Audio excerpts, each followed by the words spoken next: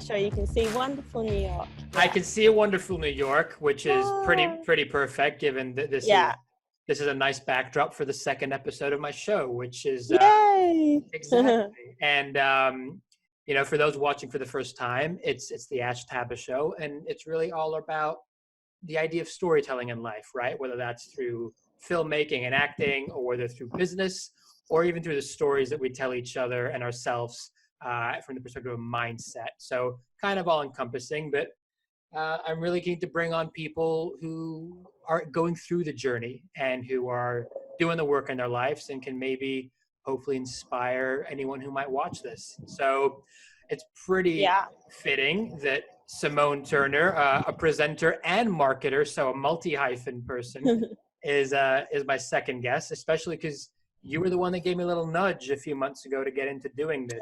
So I'm so glad. Ash and I met because of TikTok, and then we made some amazing videos together. So check them out. They're funny. We're funny. I think we're funny. And whenever we were WhatsApping, I was like, I feel like you need to have your own show. So there you go. And you were already thinking it. So I was already thinking it. You kind of you pushed me over the edge, and I'm like, well, fuck it. Let's just do it. That's a sign, right? So here we are. Look, I guess I have a few Everyone starts somewhere. I have a few things I really do want to talk about. I'm really intrigued about the fact that, kind of like me, you have a bit of a duality with presenting and being a creative, but also you work or have worked in business, and you do work in marketing. So I want to talk about that in a few minutes, but I guess beforehand, maybe you could just give a little bit of like what the backstory to the film of your life is, a little bit about you and your origin. Yeah, for sure. So I grew up in a it's a pretty big country town now called Traralgon. Funnily, people over here know where that is, which is hilarious. So I'm in New York, obviously you can see. And I pretty much, it was hilarious actually, because just on Monday night, I caught up and saw one of my amazing friends, Kim David Smith, who you should totally interview him on this show actually. So I'll tell him that, but who was performing in New York. And when we were younger, he was telling me, I'm going to move to New York and I'm going to perform. And he really did it. He's been doing it for over 10 years now here. And there was another friend there from back home. So we were all sitting there from Gippsland, and we were just laughing about how life had brought us back together to this place. And pretty much, for me, I'd always been in performing in some way. So when I was 5, I was climbing walls and jumping around, and my mum said, I can't handle you at home anymore. I'm going to take you to gymnastics. And it was the best thing she ever did, because I got all my energy out there. I'm still climbing walls. I'm still Spider-Woman at night. I'm just joking. Nice. Just secretly in New York. And then, pretty much, it kind of went on to that. And then I got into dancing and got into doing school plays and got into singing. And whenever I have tried to not do that, it's always, niggled at me. Like I have miserable. Let's be honest. I'm just miserable. Exactly. I am miserable. I'm not myself. I need to fulfill. It's like you have a cup of coffee, but it's empty. You need to fill that cup up. Right. And totally. And so, I moved to Melbourne, to the Big Smoke, as we called it back home from the country, when I was 19 to study performing arts. So I did dancing and singing and acting, and I pursued that till I was about 26. And then I got to the point and I was like, oh my God, well, reality's hit me. I can't work 3 jobs for the rest of my life. I do enjoy the business side of things, but I don't just want to do that. What's something that's creative, but I can still have a career in and do the performing arts side of things alongside? And that was for me, marketing and journalism. And I still love to write because it is creative.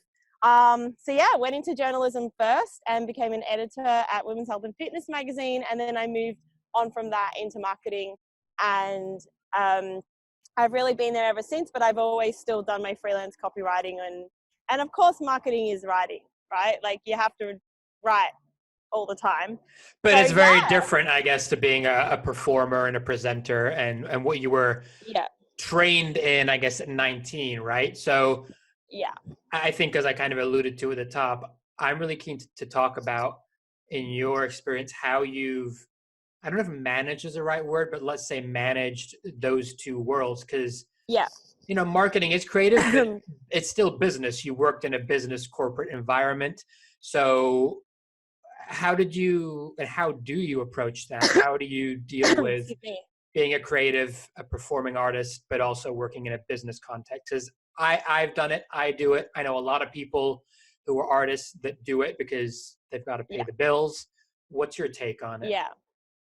My take on it is I do think one thing is definitely being highly organized, but when you do have that passion, I think naturally you can be completely exhausted from your day job. But if someone said, do you want to do some acting after working a 10-hour day?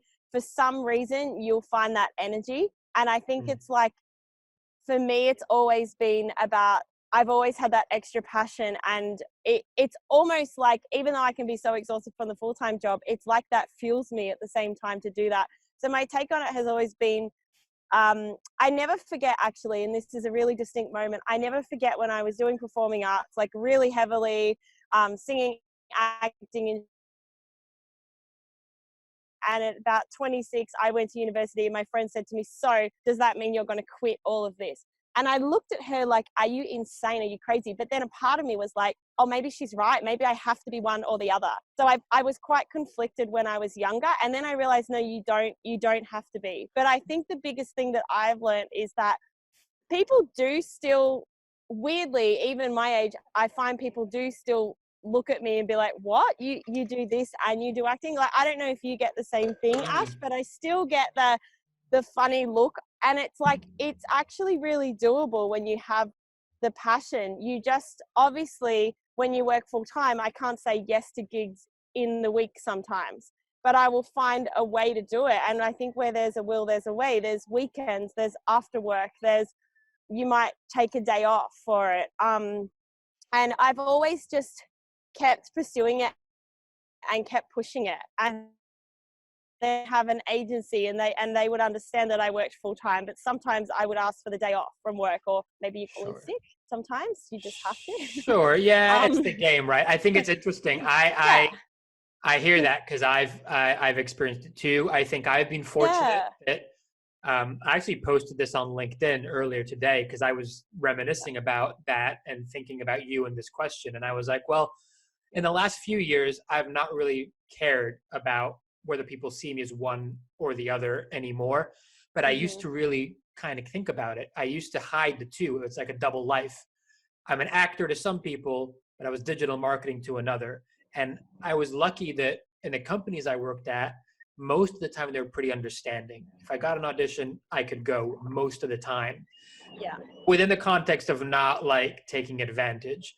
But I never really spoke about the sort of one or the other in the same context. And now I'm like, I just don't care. Like you're saying, why can you not be more than one thing?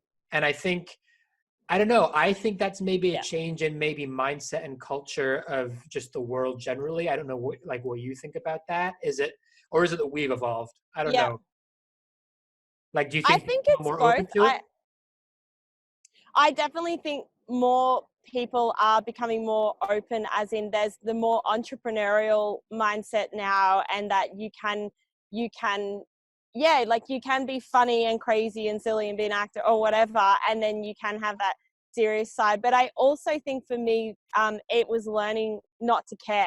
And I'm probably still, I would say I'm 90% there, but sometimes I do think, oh, did I not get that job because they saw this profile? But then I think, well, I'm not posting anything online that I wouldn't want anyone else to see. Like my 12-year-old niece. Well, that's a big 13, life lesson, right? 13 now. But yeah, I mean, yeah, I think it's life. Yeah. but especially when you're a performer, because I think it's heightened even more. Like you're going to an audition, the product is you. If you don't get the job, the feedback is much more personal than if someone didn't buy, I don't know, your sneakers, if you're selling sneakers or whatever, right? Yeah. So how have you traversed that over the years, that sort of personal feedback or lack of feedback. And as you were saying there, like whether you've taken that on board and sort of felt judged or not giving a shit, like how do you manage? Was that regarding performing arts or regarding more Well, marketing? I mean, I suppose both, but I think it lends itself more to performing arts, right? Like performing arts is Yeah. just brutal. You have an audition, you don't hear back, Yeah. you wonder why. You do a great job in the audition, you think you nailed it, but you still don't get it. And it's like, how do you let that go? Because that could be useful to someone who's just Yeah. starting out. Yeah, absolutely. Absolutely. The biggest things for me is, I would say, personal development. So making sure that I used to sit in a lot of failures or, not getting a job or having a really bad date. Like I would sit in that longer and then really question myself. Whereas now I feel like you get better at bouncing back. Like if you think of one of those Weebles, I think they call it in the UK, where they go down and they go back up. They're the Okay. children. They're a children's story. I've got the visual. I know. Yeah, and I feel like now that's more me now. I kind of like get slapped and then I'm like, okay, yep, I'm getting back up. And the way I would do that, I would say, is I just do so much personal development that I think it eventually does get instilled into your brain to change. So one book that I've read that really helped me was what's it called? Breaking the Habit of Being Yourself by Dr. Joe Dispenza. You can't have brought that up now, because I literally have just tweeted about that today, because I just read it for the second. I've literally just reread it for the second time. I just finished it like yesterday. That's pretty. I didn't even know. That's hilarious. I'm all into that. I agree. I think it's a great book. For some people, maybe they can think it's a bit woo-woo, but it's very grounded in science. It's very grounded in science, which is important for me. So anyone that's not read that book, read it. Maybe Simone, do you want to talk a little bit about sort of what Dr. Joe Dispenza loosely talks about? And yeah, I mean, God, it's very, as you said, Ash, like it's really in depth, and it's but it is backed by science, and that's what's so cool. It's not just woo-woo, but the biggest thing that I realized was I kind of had these things happening even in my corporate life last year. And then I realized, okay, if I don't get up, like pretty much he says this in the book, if I don't get up off the couch and I choose to be someone else, and I choose in my mind that I'm going to be different, not just thinking, oh, I want to be more confident, or I want to be like this, like actually it's such a weird thing to explain. And I was trying to explain it to my housemate one time, but it's like something just flicks in your brain, and the way he explains it, I guess, helps that. But you do, in a nutshell, he pretty much says that you can't achieve anything you want in your life if you just continually are being the same person. Like you can go to another country, and I can come to New York, and I can, I've moved to, wait a minute. You're in New York right now? You've not said that. You've not mentioned that. I thought that was green screen. It's interesting because he talks about, so this is wonderful, New York. Jealous. He talks about the brain and the conscious brain being like 5% of your mind or brain, but then the subconscious being 95%. And I think that's really interesting because he speaks about when you think a thought of whatever, I want to be healthy, I want to get fit.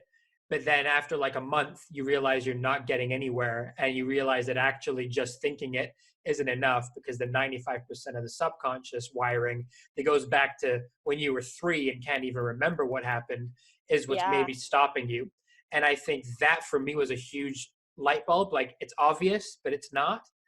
What was it like for you when you first came across that and first sort of read that or listened to that material? Did you have an instant holy shit, or was it sort of a, okay, cool, but I need to try this? It was the latter. So I read it, and then I felt like I'd read, because I'm still getting to the end of it, and I'm nearly at the end, and I'd been reading it for about 8 months, to be honest, and I was like, I'm doing this and nothing's really working.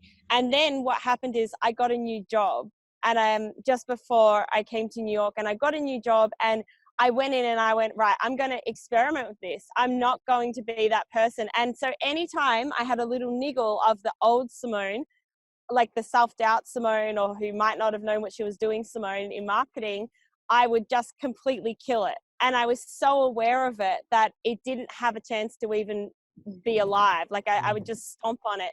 And I kept doing it and doing it. And I had all these amazing results in that role. And that was, I think when you, when you have that actual actually happen, I should say, I guess it's like, when they say like you get the best experience from taking action. For me, it was like, actually, wow, I did this and it actually worked. So for me, I think I learned the most things from when I'm actually taking the action, rather than, I didn't really sit there and have a light bulb moment, but it was when I put it into practice, I was like, Sure. Oh, this stuff actually really, really works. That makes sense. It's validated proof, right? You've done it and now Yeah. you've seen it. It's like when you go to if you do actually go to the gym and work out for a month, you start to see a difference in your body and you're like, oh, well, this is physical, tangible. And that's what makes us believe it works. So for you, let me kind of clarify, I guess, were you like more mindful and catching yourself when you had those thoughts in the moment, or did you have something deeper? Like, were you doing a meditation practice, or were you visualizing things you wanted? Did you do anything like that? Yeah, I meditate. I would the things that I started practicing was more when I had an issue, rather than going to someone, I was like, right, I'm going to meditate and work this out myself. And I actually found through meditation, I was working out a lot of my own answers, because and then that therefore built up more trust in myself, because I was like, oh, I can just go within myself and meditate. And I actually do know the right answer, but I'm, letting be quiet. Just gotta just shut yourself up a little bit and let yourself find an answer. So right? it was that. And, well, what I think is interesting, and I think what I'm getting, and it's how I feel, is that, you said you still have those moments or those old thoughts, right? So is this about eradicating those old thoughts and never having them? Or is it about saying, look, they're going to come up sometimes. This isn't about being like squeaky clean, perfect Disney. It's about just saying, when that comes along, I'm aware of it, and then I can pivot and have like, a short reaction, but then I can move away from that. Do you know what I'm saying? Like, is it? Yeah. Yeah. What's your view on that? Absolutely. So my view on that is that I agree. I listen to the Mindset Mentor podcast, and I 100% agree with what he says. I think his name is Bob. That Bob always says in a lot of his podcasts that you're going to constantly have those negative thoughts every single day. So they're not going to go away, but you have to constantly work on them. And if you don't, and it's crap. Like, I hate that our brain's always trying to kill us, as Mel Robbins says, like, your brain's always trying to kill you, which I think's hilarious, but it's true. But you have to choose to, I don't think, I would love to just be like, right, I've done all this work, so tomorrow I'm going to wake up and it's never. I believe they always are there, but you just have to choose to make different choices and to do the work. And I do believe if you do listen to a good book or read a good book for just 10 minutes a day, it makes that massive difference. So for example, the other day I was feeling a little bit flat over here, and I watched Something Greatness, and I just had a blank on his name. Lewis Howes has an amazing what's it called? The video he's just released? I don't know, but I know his podcast. Pursuit of Greatness. Yeah, right. And I love his podcast. Anyway, the video is worth watching. I 100% recommend watching it. It's free. It goes for an hour. It's amazing. It's a story on his life and what he did to get where he was. And it's quite phenomenal. But really, he just did a lot of stuff that no one else was willing to do. So when he wanted to get to a certain level in his soccer team or soccer team. What did he play? American football. Remember, American football. Sorry, he just did everything that no one else was doing. So when everybody else was partying and drinking, he wasn't drinking. He was doing extra work after the training. He was training on the weekends with his dad. And I think he just talks about, it's just constantly. Yeah, I definitely think for me, it's constantly doing like listening to a good podcast and doing that work, because then when things do happen, what I found is when things do happen to me over here, it's like I have a little encyclopedia in the back of my brain now that's like, oh, remember you learn about that? And that kind of comes up. So even when you learn something, you think it's not really going to help you at the time, it actually could help you in a month's time. Sure. When something happens. And what I like about this, though, is you're talking about, you're doing it, you're applying the work, and you're in the middle of your journey, and it's helping you, and you're seeing benefits. Where I think, you know, Lewis Howes's podcast is great. Tom Bilyeu, Impact, like I love all these podcasts, but I'm thinking for people who are watching those, they look at those people and go, yeah, fine, you know, you've applied it, but look at the level you're at. They're amazing. And it's great because they're at that level, but you know, it's one thing is saying an American football player, or like, you know, the best soccer players in the world, like Cristiano Ronaldo, who have these great disciplines.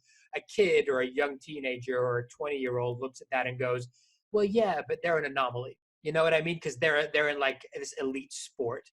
And, you know, what I think is interesting is that, as far as I'm aware, you're not in an elite sport. You're not like a super famous celebrity yet. No. But you're but you're doing the do. And I think that's for me a big thing of like why I want to do this show, because I'm not necessarily going to get in super famous people right off the bat, but I don't want that. But for people that are coming in, that are just in the middle of their life and seeing results, that's something that I think, you know, other people can look at and go, well, in the nicest way, if they can do it, I can do it.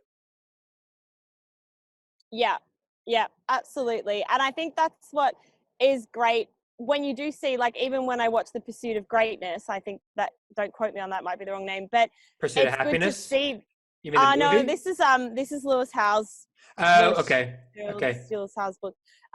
Story, but it was good to see that, oh, you're normal. Oh, you slept on your sister's couch for 2 years. You didn't have a job. Oh, you were really depressed. Oh, your friend was suicide. Like, it's not that you want to hear that, but I mean, yeah, I know what you're saying. Like, I think this is great because it's good to show people that, I mean, it's not, you don't just start off like, I know what you mean. Tom Bilyeu is amazing, but sometimes you want to hear about what did they do when they were first starting out. I want to hear both, but I think if if I'm 25 and I'm not there yet, the gap seems too big and my mind goes, love it, but I can't relate yet. And I think their stuff's essential and awesome, but I always like the stories of people that are then just not at that stage yet, but you can relate a bit more to them because they're like only a notch or two ahead of you, even though there is no ahead. Listen, so, okay, I just saw this thing flash up, said we got about 10 minutes. So instead of me sort of letting this cut off and die, I want to jump into a couple of teeny little segments because I have gimmicks, of course. And so my first little segment is what's trending. What's trending? I love it. What's trending is basically me looking at what's the trending topics where you're at right now. So you're in New York. So if I think it's going to be about I thought this was all going to be about like the primaries yesterday over in the States, but apparently what's trending right now in New York is No Time to Die. The James Bond film release has been pushed back due to coronavirus. That's what's trending. I was about to say. That's what's trending. Unfortunately. I mean, I think it's interesting, the whole coronavirus thing. And like now it's starting to, push back the Bond movie release. Sports events are getting canceled or behind closed doors. Like my guest last week spoke about Corona. I guess it's the big topic. Like what's your view on it? You talked about it before we jumped on. What's your view on the whole thing? I take it seriously. We all know that. We all know it's a serious virus. But I do think that in Australia, for example, there is a lot less cases than a lot of other places in the world. And I mean, supermarkets are selling out of toilet paper and baked beans and pasta, and I don't know if I can take that seriously yet. I think that's a bit extreme. But yeah, my take on it is just use hand sanitizer. Don't touch your face. Yeah, Because that's all like you can you do. can't not live your life. Like, I mean, I could have just, oh my gosh, I'll just stay at home and lock myself indoors. I could also go out and end up in a car accident. You know what I mean? Like, I just think you've still got to live your life, Yeah, and just be smart. just be smart. Exactly. Exactly. Yeah. So they should I put the mean, bond subways are release pretty back. dirty here. They're dirty everywhere. Exactly. Awesome. Okay. Little section. We got about 5-10 minutes, 5-6 minutes to Yeah. go. 10 questions for you. 10 questions. I'm stealing them from inside the actor Yay. studio. If you ever saw that show, actually, I just read the other day, I think on Hollywood Reporter, that the host, James Lipton, died. He was like 93. And I always thought that this guy Oh. he looked so much younger to me. So I was shocked he was 93, but what a life, because the people he interviewed. So I Yeah. suppose as a little homage to him, I'm doing these 10 questions with everyone, but this is the first Awesome. person since his passing. So in these last Aw. 5 minutes, let's get into it. First question, what's your favorite word? Sparkle. Of course. What's your least favorite word? If it's unsparkle, then I'm canceling this podcast right now. Mm, Corona. Okay. Virus. Topical. Right now, because it's all. Gotcha. Yeah, that's topical.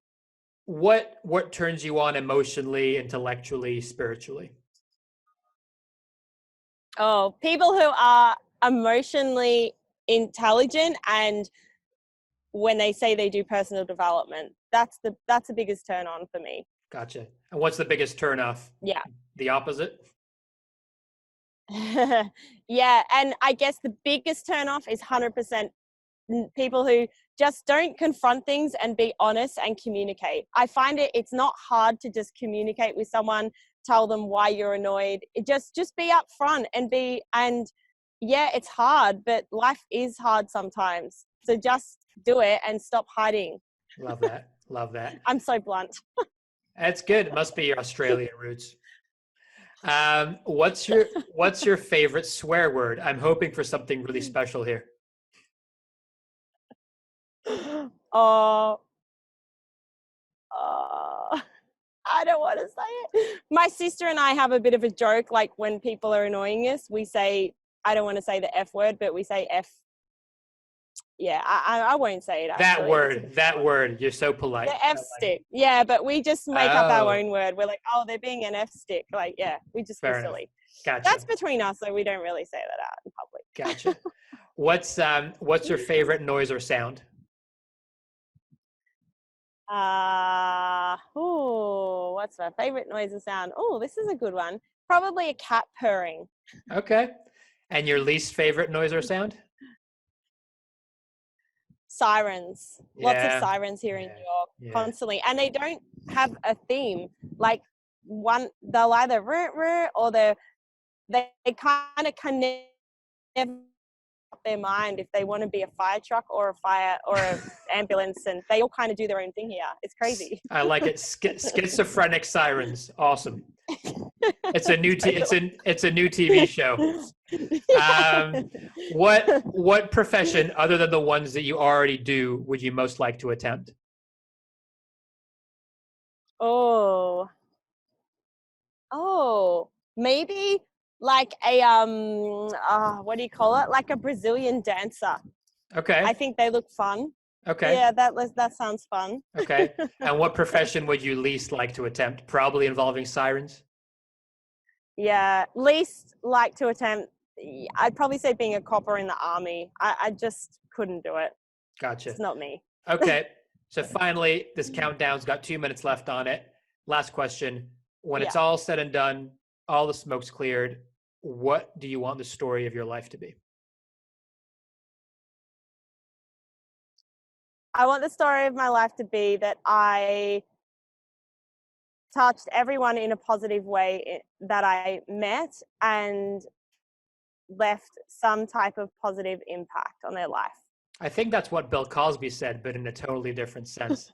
Sorry, I had to make the joke. I had to make the joke. Listen, last 90 seconds. Thank you so much for coming on. It means the world. I'm going to pass it over to you to wrap up. So this is your chance to just say, you know, what you're up to, anything you want to plug, and where people can find you and connect with you online. Yeah, well, yes, I'm a marketer and I do presenting. You can find me at SimoneAdeleTurner.com. So it's like Adele the singer, the middle name, Simone Adele Turner. And yeah, get in touch with me if you have any questions, or if you want to follow me on Instagram, which is Simone A. Turner. But thank you so much, Ash, for having me on here. My pleasure. You're an amazing human, and I love that you're doing this. Awesome. Thank you so much. Awesome. And just in time, this is going to cut out. So let's wrap it up there. And thank you so much. It's been awesome. Enjoyed it. No worries. Bye. Alrighty. Bye.